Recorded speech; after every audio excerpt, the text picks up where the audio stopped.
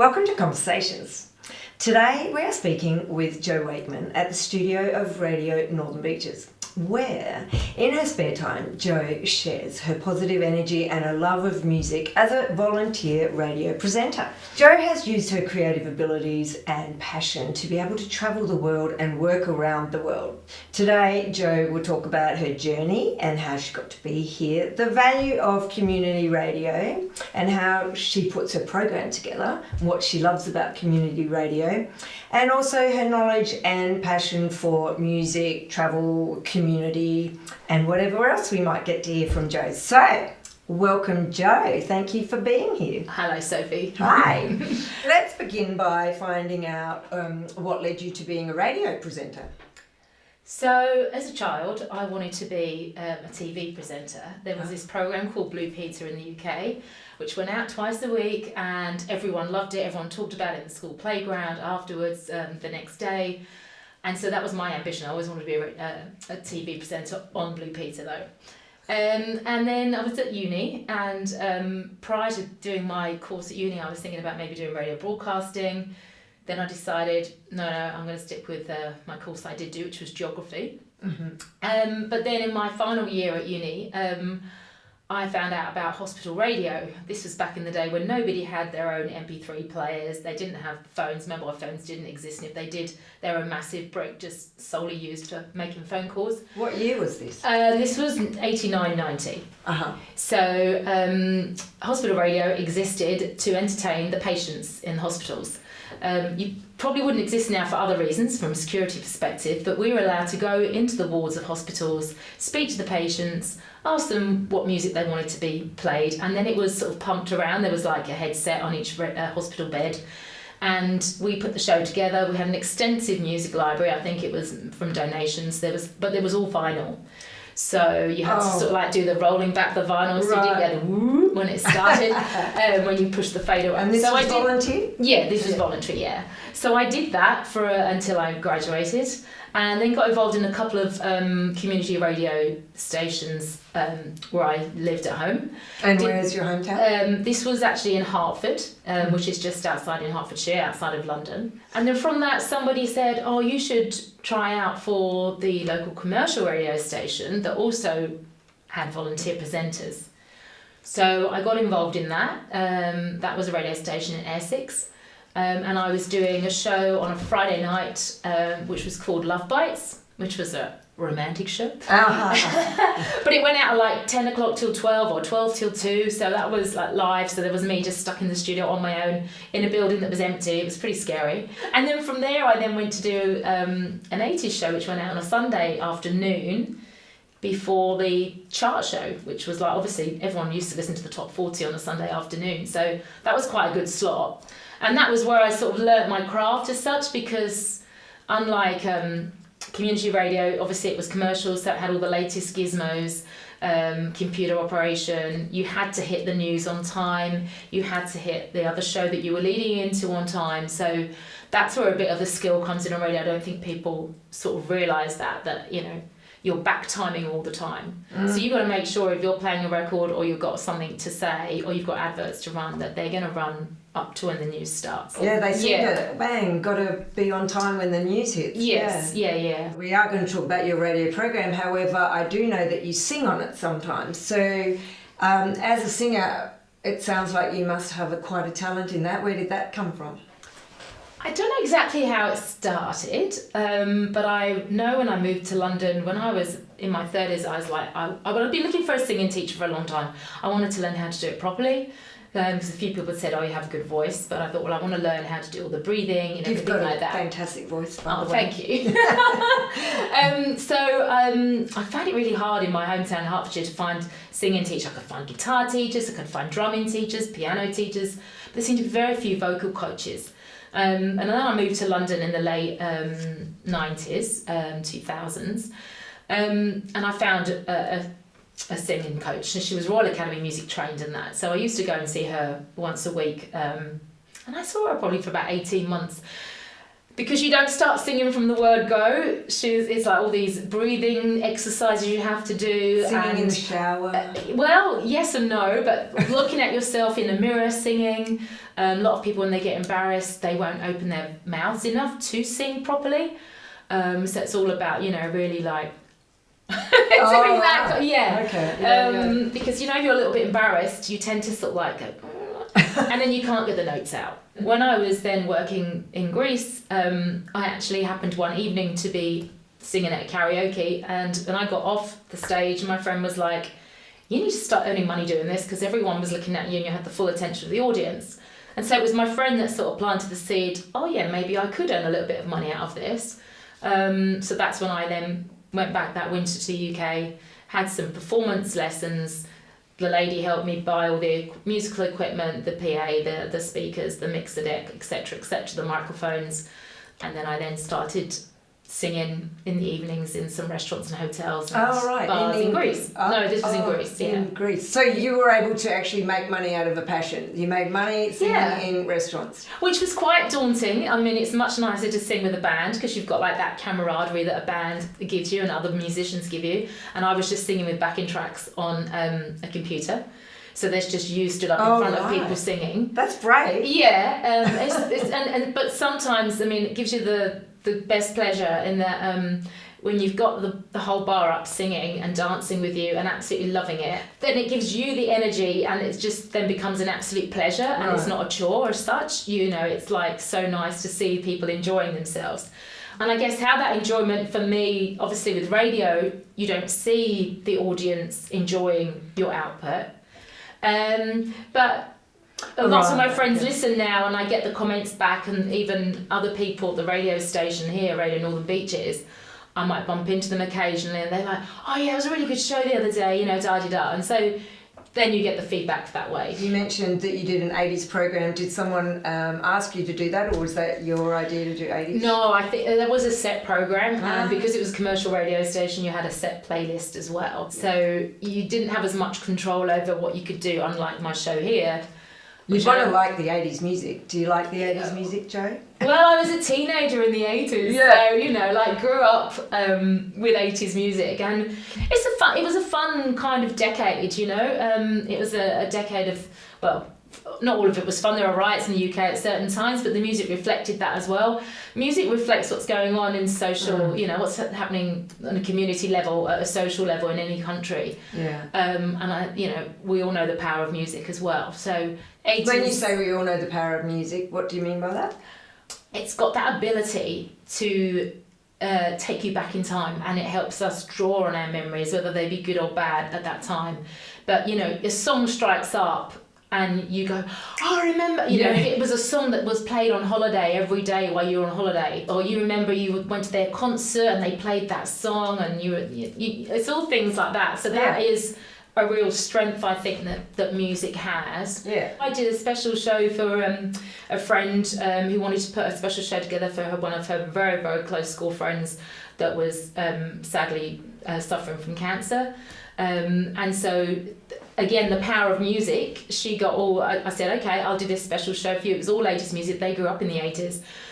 So her and her friends, as a sort of tribute to their special girlfriend, each selected a song. They told me the story that related to that moment in time. And so the show was, it was dedicated to her friend. And I felt really honoured to be able to have done that. Yeah. And it was a real comfort as well to the friends and the family, because sadly the lady did pass away, but they've always got that now because I shared a link with them of the show. It was to bring back all their memories of like messing around in this, in the playing fields at school or in the hay fields, whatever, the local disco. Isn't that nice? Yeah. Community radio is about giving a voice to locals, and I think that's really great that they can feel involved as well. Yes, and it improves that relationship and that, doesn't it? Like that localization of it, I suppose. I often talk about not only the music and the information on the music that I'm playing, but then I'll often talk about what I've been up to or what I'm going to do.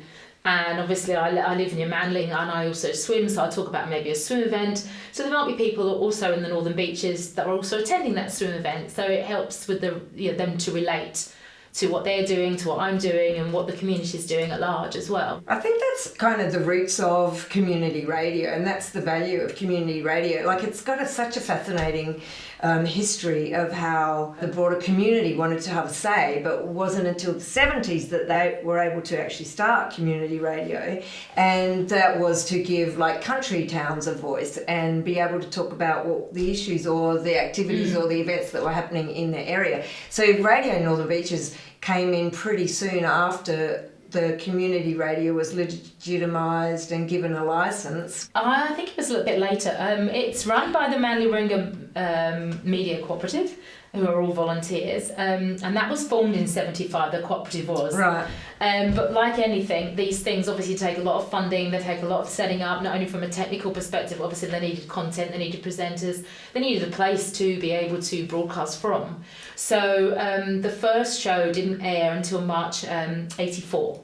So that did take a while, but again, I'm sure it was a funding thing, and funding is still a problem now. As with everything, it's run by volunteers. We all make a contribution each year as presenters, as board members. Any volunteer that's part of Radio Northern Beaches makes a donation to the station every year, like a membership fee, but last year we were asked to donate a little bit more as well because it is a bit tight. And then the board do apply for grants. So they are successful with some of those, but that takes a lot of work. And then we do obviously have some local sponsors, which we're very grateful for. And then we do have our friends of Radio Northern Beaches as well, who are members of the community who make donations, which is great. And if they make a donation and they agree, we occasionally give them a mention on air as well as a thank you. So there's it's funded by donations and grants and membership fees, basically. And I'm sure that was maybe an issue as to why there was a gap from them getting the licence perhaps and then actually going to air. Because I've talked to people that have started community radio in country towns and they had to do so much fundraising, but it would bring everyone together, like the hippies, the local art group, the theatre groups, the techno, all sorts of people would come together to do fundraising. And those eclectic groups of people that you just mentioned, that is like our running order at Radio Northern Beaches. If you want to do a show, there aren't really any restrictions as to what the content of your show can be.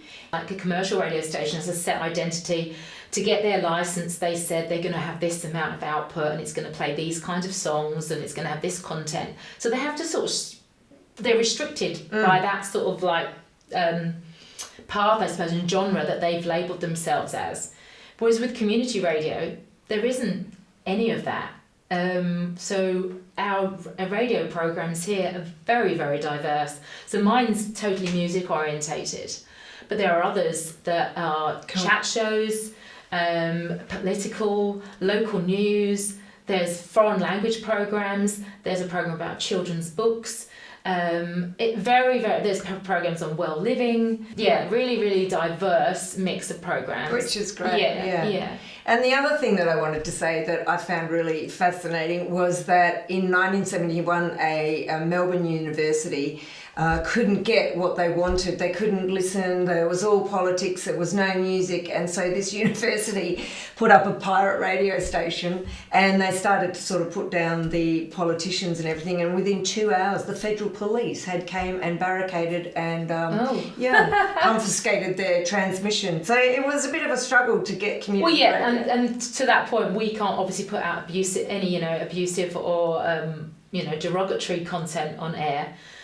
Because the same thing would happen, that's just not the done thing. So right, I don't think you'll get the federal police coming in. Because it was just But let's go back to your program because you're saying it's Pump Up the 80s? It's called Pump Up the 80s, yeah. It's on a Friday night to get everyone ready for the weekend. Yeah, so I asked for that slot.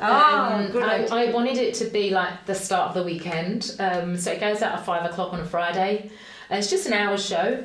I know, we want more. Can you go for longer? It's finished. It's then repeated at 7 o'clock on the Friday night, and then it's repeated also at 4 o'clock on a Tuesday. It is called Pump Up the 80s. It's all about 80s music. And then towards the end of the show, I do a 70s smasher, which is a song, obviously, from the 70s. That's why it's called 70s Smasher. there was some music that I thought was in the 80s, Oh, right. but actually transpired to be in the very late 70s. And I was like, I want to play that song. Okay, it's my show. I'll put in a slot that's that allows me to do that. But now I'm playing like anything from the 70s as well. I do a segment called 3 from 1, where I play 3 songs by one featured artist. And I give a couple of clues, or 3 clues actually, as to who that artist is. And so now here we are in your studio. There seem to be a lot of dials. When I listen to people on radio, and sometimes you hear they go, oh, have we got that person? No, oh wait, everybody, I'll get that, or yes. that style, Does that sound a bit convoluting? Is it difficult? It looks daunting at first, but really, it depends. Obviously, if I had a guest, a studio full of guests, then I'd have to use a few more of the dials that are on there. But I do my show from my laptop. I've got an app that has like 2 decks on the app. So literally all I use is 2 faders on that deck there, one for the microphone and one for the music. So it looks more scary than it is. Yes, I see. So, but did you need to do a course or anything? How do you become a radio? So when I was looking about how I could get involved in community radio or local radio on the Northern Beaches, I googled, and the Radio Northern Beaches run an introductory course that everyone who wants to get involved has to attend, and that's managed for them through the Northern Beaches Community College. So you just go onto their website, you select radio course, it's there, and then you sign up, and then run those courses about once a quarter. A couple of the volunteers take you through a bit of history of radio, a bit of history about Radio Northern Beaches. You go into the studio.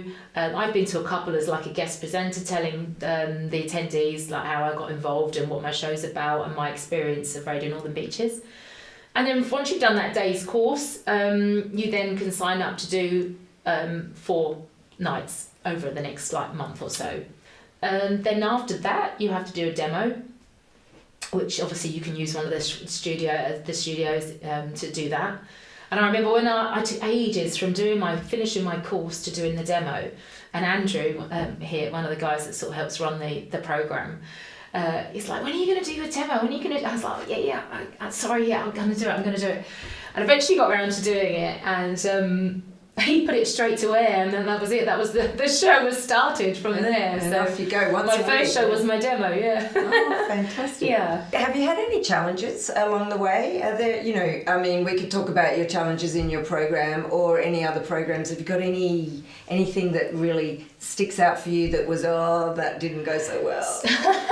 Well, I'm not super technically minded really. So like if something goes wrong technically, I'm like, oh. When I was working for the the commercial radio station in the UK, they had these big carts where you used to have to play the adverts. Big what, sorry? Carts. They're called carts. They're like massive like tape machine things, and you have to shove them in and play the adverts, the commercials. But unbeknownst to me, the on-off switch for the whole studio was next to the machine that played these adverts. And so I'm there in the studio on my own one day, and you had to really shove them in this machine. And as I've shoved it in the machine, I must have, with my knuckle, knocked the on-off switch, but I don't realise this. Oh, no. So then I see the station, the lights are stayed on, but the music just went, and I'm like, what's happened? Has there been a power cut? No. But then I realised there couldn't have been a power cut because, like, the lights were still on. And so then I had to ring the engineer and go, well, what's happened? And it's all gone black on the radio. No it was dead air. Oh, and a second of dead air feels like an eternity. And this was a bit longer than that. But you then just have to like pick yourself up and carry on because it's live. But it feels so awkward, wouldn't it? Just be horrible at the time. When you've got an audience as well. Yeah. But the professionals make mistakes too, Yeah, you hear lots of dead air sometimes on the radio. Oh, that's right. And they never say it, they never mention it after, they just like carry on as if not happened. So Well then tell us about what's your favourite thing about radio or Radio Northern Beaches, community radio. Have you got a favourite? I'm a real I just love the medium of radio. Right. A lot of my friends are amazed that I don't listen to Spotify day in, day out. I hardly ever do listen to like recorded music. If I've got a party, yes, of course I do, but my car doesn't start without the radio being on, kind of thing. Is talkback or music? Or? No, music and like similar to my show kind of thing, that kind of, And I think that's what's so nice about radio as opposed to just recorded music. It has a personality. It has variation. It has the personality of the person that's presenting to you.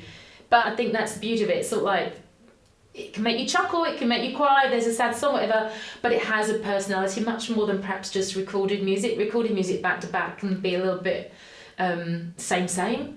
I like that, a personality. That's really nice. Yeah, so my 3 from 1, I often have friends texting me, messaging me, trying to guess what it is.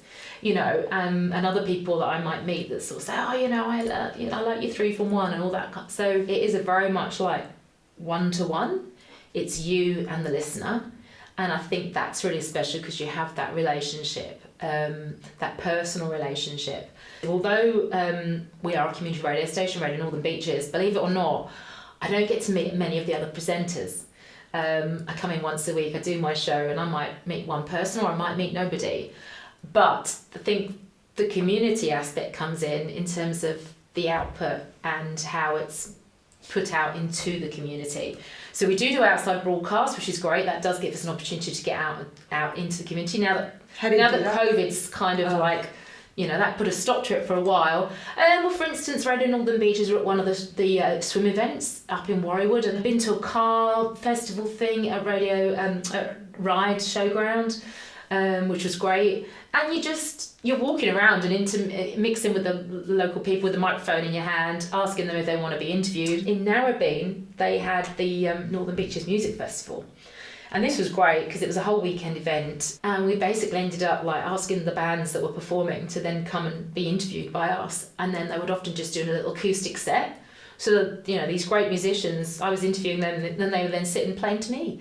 But the community aspects of it, as it is local, you are out in that community and giving, I hope, enjoyment to people that might be indoors on their own, or they're stuck at home, can't get out. The radio can bring a bit of joy and a bit of life and just a warmth. Yes. I think someone a little bit older that's at home, if they listen to a personality on a radio, they can feel a communal sort of warmth from that person. So that's nice for those people. Yes. But like you say, I think it is important that people find a way to connect if they can. Yeah, if they are lonely and they want to get out there, don't be afraid of telling people that you feel down. I was living in Sydney for 2 years, and I was probably the saddest I've ever been because I'd moved here from another country, found it really hard to find friends.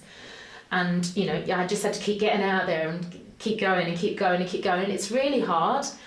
But I think there's also this bit of stigma about you can't tell anyone that you're sad or you're a bit down or you're a bit depressed. It's that there's still we're not all as good as our Facebook lives are, life isn't like that. So I think people should not be afraid to sort of say, I'm actually lonely, do you mind coming round for a cuppa or something like that? Because I'm sure the other person might be a bit lonely too, that you're saying it to, and it's just wanting someone to reach out to them. Oh, okay, that's nice, Jo. Thanks. Well, so just to wrap up, what's next for Jo? Have you got any exciting creative activities? So I'm hoping to do a bit more singing, which would be good. I think you should. Just recently been in touch with a couple of guitarists, and we're meeting in a couple of weeks to do a few songs that we've sort of like combining a few set lists. So like obviously they've got a set list that they can do, and then that might not suit my voice or not songs that I'm familiar with, etc. So it's just going to be a bit of a jam session to begin with.